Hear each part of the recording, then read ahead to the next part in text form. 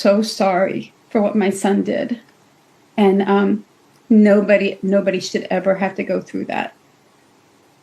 But at the same time, please consider that my son has had a hard life.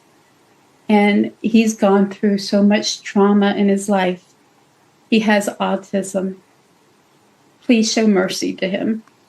It's devastating that my heart is breaking.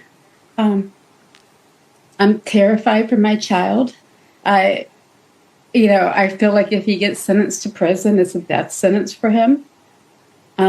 He's scared. And to have your child call and cry and say, I don't want to die, it's awful. And I don't understand why that in his IEP, it was stated that in the intensive behavior group home that he was living in, if they ever had to remove it as a consequence, they called in the crisis team. And the original IEP called for a token economy for so he could, to motivate him to do his work. He could earn tokens to then go to like a snack closet.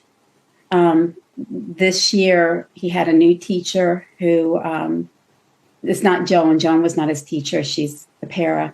He had a new teacher who, it was her first year teaching.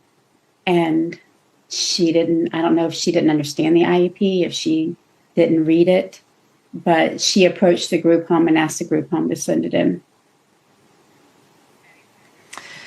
Listen, for anybody who watches that video, it's hard for them to get past it, and I can understand they'd be devastated for Joan Nadich, the victim in this attack, and I can imagine you feel devastated for her as well. You wouldn't have wanted this to happen.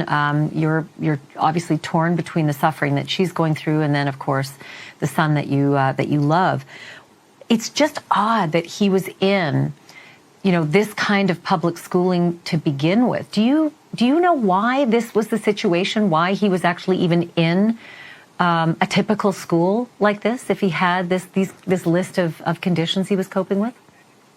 When he originally was in an autism behavioral hospital back before COVID hit, right before COVID hit, and we went through a process to where we were not able to reunify with him and bring him back home because of the limitations of seeing him in that year due to COVID.